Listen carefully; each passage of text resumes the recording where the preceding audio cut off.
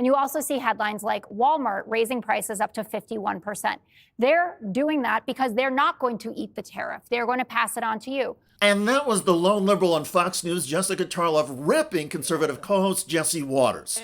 Hello, everybody. David Shuster here. This Tarlov humiliation on this day of Waters was epic, even by Fox News standards. Waters opened himself up to the ridicule with a Trump talking point about the trade deal with the European Union. Under the agreement, most European goods imported into the United States will now be hit with a 15% tariff. And the 15% thing is great because it's small enough where the importers here will eat the tariff and not pass on the price hike. But it's big enough, because that's what they're already doing, but it's big enough to make U.S. industry more competitive. Actually, U.S. industries under the Trump administration are now less competitive, according to the latest financial reports. And most businesses say they will pay for the tariffs by raising prices on consumers. Every trade war that we are engaging in, Donald Trump brought that one up himself, except for China. China is the one that you really have an issue with, but we essentially had favored nations with the EU being about 1% import. So 15% is a lot more than 1%. And I rarely say that I wish somebody else would take my seat, at least for this segment, but I wish Charlie Gasparino was sitting here right now to explain to Jesse again how tariffs work, because it is a tax on the American consumer. Fox business correspondent Charles Gasparino appeared earlier in the day on Fox and Friends, and when host Brian Kilmeade delivered the same claims as Jesse Waters, including that the EU would now boost U.S. industries, Gasparino responded with this. Let's just break down what you said. The stuff that they're buying from us, they probably would have bought anyway, Brian, to be real honest with you. They're cutting back on Russian natural gas, obviously, for a lot of reasons. They're building out their military because of Russian expansionism. So that they were going to do that anyway. And when you say we get 15%, true, but that means U.S. consumers are paying 15% more too. So it's kind of like a tax increase on U.S. consumers. That's one way to look at this.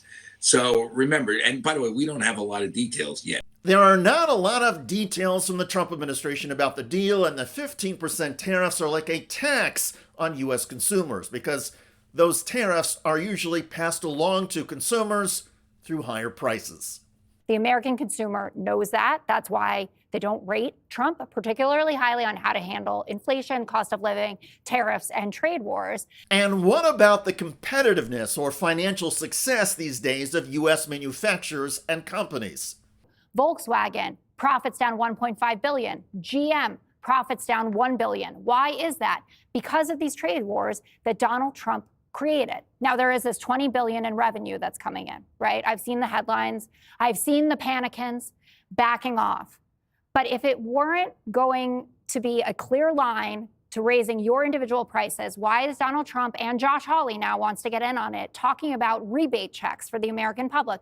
We're thinking about a little rebate, but the big thing we want to do is pay down debt. We're thinking about a rebate because we have so much money coming in from tariff that's a little rebate for people of a certain income level might be very nice. They want another opportunity for Donald Trump to smack his signature, which has been all over the place as we've seen recently, Not on with an another auto pen. rebate. That was a reference to Trump's signature on cards for Jeffrey Epstein, and then Greg Gutfeld trying to recover with a reference to Joe Biden. Jessica won that. Anyway, keep going. Not with an auto pen, on rebate checks so that the American public won't hate him for the fact that he is raising their cost of living. And that is what is going on here. All right. It might also tamp down the outrage that some Americans are feeling about higher prices caused by the Trump tariffs.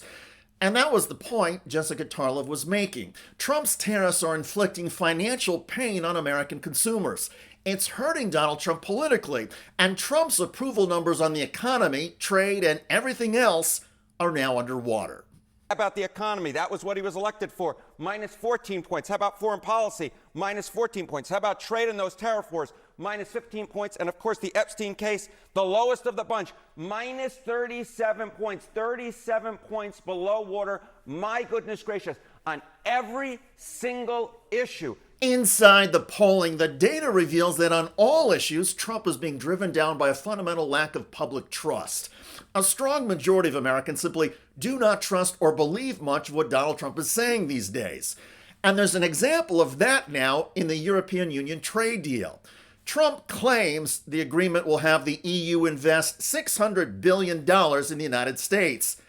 But there's a problem, as Politico reports. Quote, the European Union has admitted it doesn't have the power to deliver on a promise to invest $600 billion in the United States economy only hours after making the pledge at a landmark trade talk in Scotland. That's because the cash would come entirely from private sector investment over which Brussels has no authority, two EU officials said.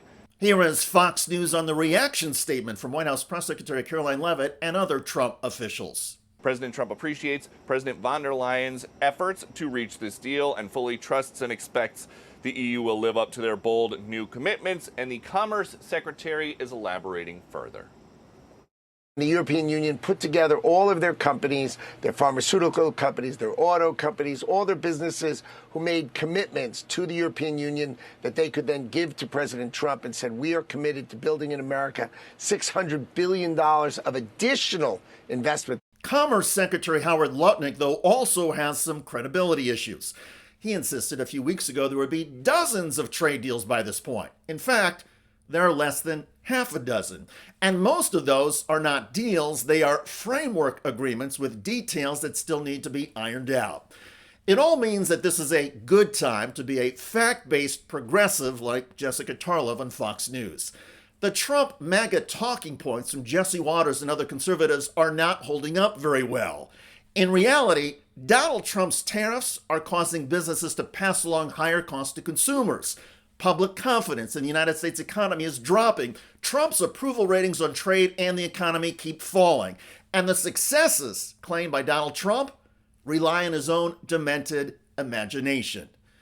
Kudos to Jessica Tarlov for being the voice of reason and sanity on Fox News. Clearly, her job on that Trump propaganda channel is a lonely one. By the way, Donald Trump's latest remarks about the Jeffrey Epstein Island have horrified people across the political spectrum. I never had the privilege of going to his island, and I did turn it down, but a lot of people in Palm Beach were invited to his island. Yes, Donald Trump called visiting Epstein's island a privilege. The same island at the center of horrific allegations of underage sex trafficking. Privilege is doing a lot of work here. Filmmaker Jeremy Neuberger, the privilege of going to a rape island? The Lincoln Project, the privilege is crazy. This video generated a lot of comments on YouTube. One of the most popular is from Stephen, who wrote of Trump, "For a habitual liar, he's not very good at it, is he?" Indeed. I look forward to reading your comments about Jessica Tarlov humiliating her co-hosts on Fox News while dishing out the truth about Donald Trump and his tariffs. I'm David Shuster. Thanks for joining us.